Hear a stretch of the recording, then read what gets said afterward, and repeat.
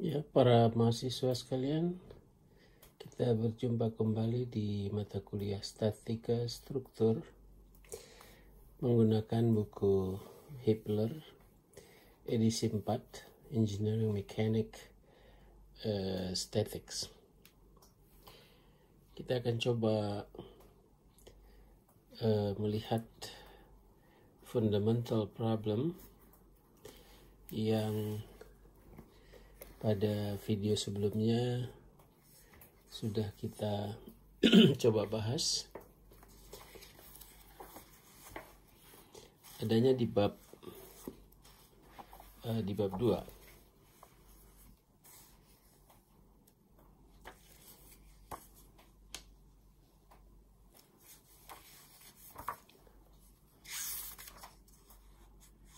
Ya, ini di bab 2.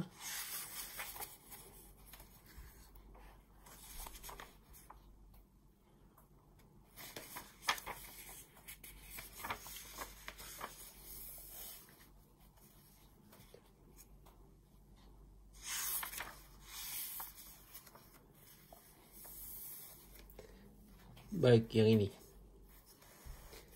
Jadi kita akan coba kerjakan preliminary problems P21. Ada 3 soal di sana, yaitu A, B, dan C.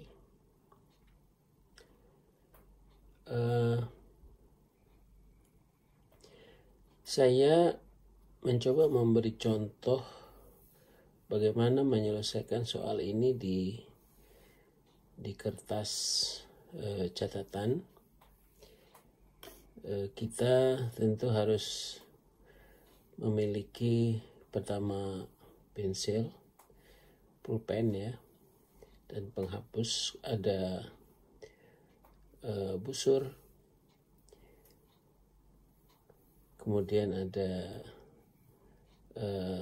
roll atau penggaris. Sebaiknya itu sepasang penggaris segitiga. Ya, sepanjang buku ini kita akan menggunakan peralatan tersebut agar penyelesaian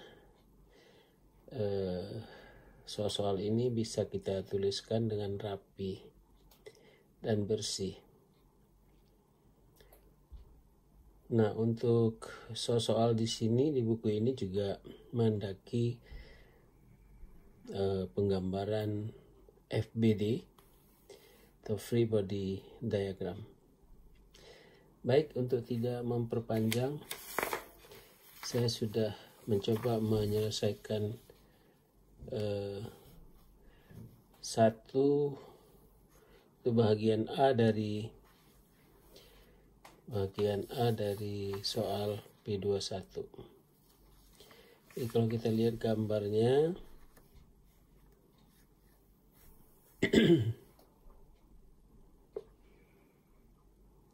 ada 2 vektor.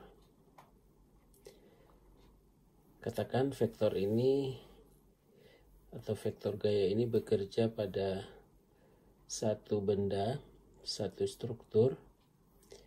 Pertama ada vektor gaya F1 yang besarnya 200 Newton skalarnya, membentuk sudut 45 derajat. Kemudian dari sumbu datar ya. Kemudian coba kita lihat ada sebuah gaya F2.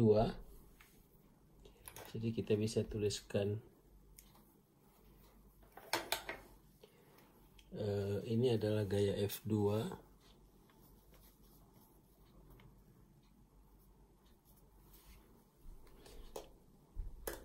Nah, kenapa pada penulisan vektor gaya di buku catatan kita menggunakan garis di atasnya? Ini hanya notasi bahwa ini vektor gitu. Kalau di buku teks itu dicetak tebal, sedangkan untuk skalarnya, katakanlah skalar dari F2, skalar dari F1 itu kan 200, F2 100, ya kan. Nah, itu untuk membedakannya antara skalar dan vektor seperti pada kuliah sebelumnya, pada video sebelumnya. Nah, vektor F2 ini membentuk sudut 15 derajat dari sumbu tegak. Nah, kita diminta untuk seperti pada soal, ada dua tugas di sini. Construct the parallelogram law to show resultant force Fr equal the addition factor of F1 and F2. And then do the same thing using triangular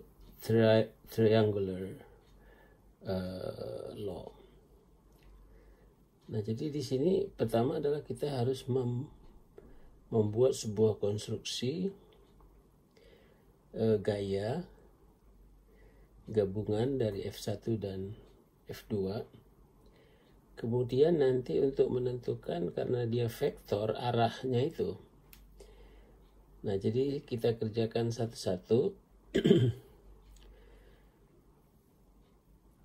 Gabungan daripada A dan B ini kita gambarkan di gambar C ini. Ya, jadi gambar C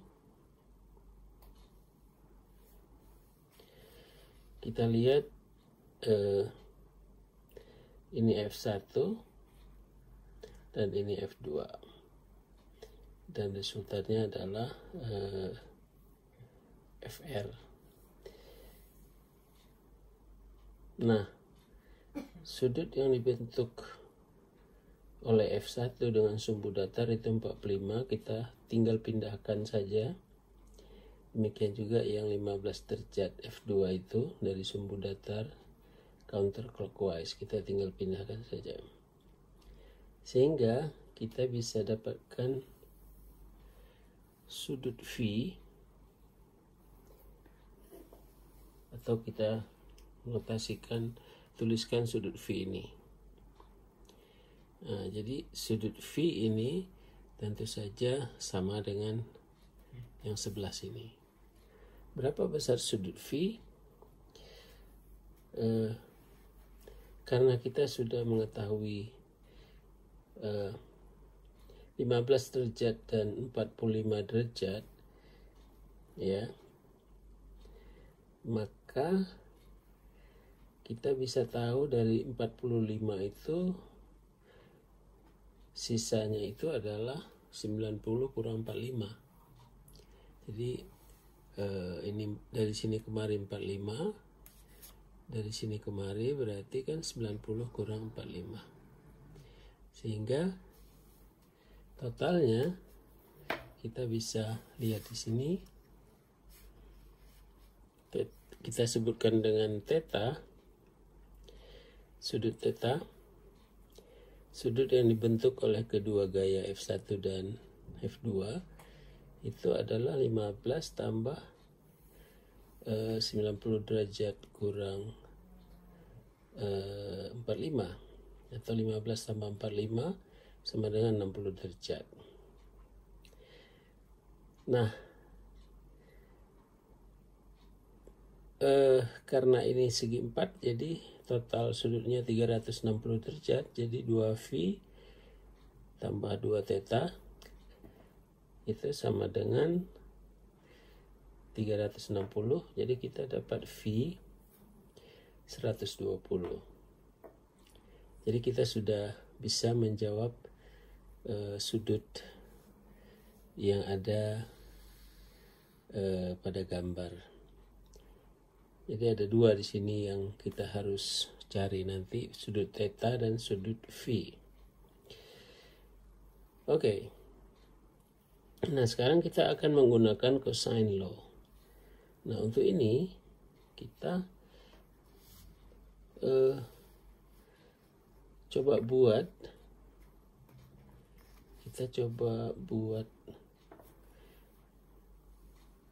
karena ini kan dibangun oleh segitiga ya. Jadi ini dari sini kemari ini kan sebuah segitiga. Nah, jadi sebutkan aja OCB. Nah, jadi kita cek segitiga OCB ini menggunakan hukum kosinusnya, bahwa vektor gaya FR ini kita bisa rubah atau kita bisa cari skalarnya. Berapa besar skalar daripada vektor FR?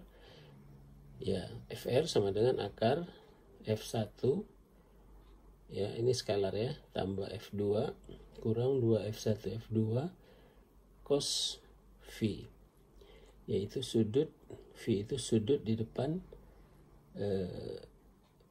gaya FR. Nah, setelah ini kita masukkan V-nya tadi 120 derajat, maka kita peroleh FR 264,575 Newton. Jadi para mahasiswa sekalian, supaya rapi, maka tanda sama dengan ini kalau bisa dibuat ya satu ini ya, satu segaris begitu ya. Jadi jangan mencong sana sini. Nah, pinggirnya juga ini digaris sehingga lebih rapi ya, seperti itu yang sebelah kiri. Nah, tugas kita satu lagi adalah mencari sudut C. Sudut C ini penting ya, karena di dalam pada bab nanti yang akan kita pelajari ya, ini sudut C adalah sudut yang dibentuk dari gaya F1 ke gaya resultan. Jadi berapa besar sudut C-nya? Karena kalau tidak kita nggak bisa menggunakan aturan sinus di sini. Nah, untuk itu kita menggunakan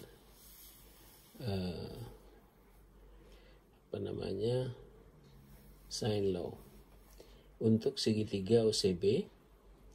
Jadi OC per sin V, kita lihat ya, OC itu tidak lain daripada vektor FR ya, dibagi dengan sudut di depannya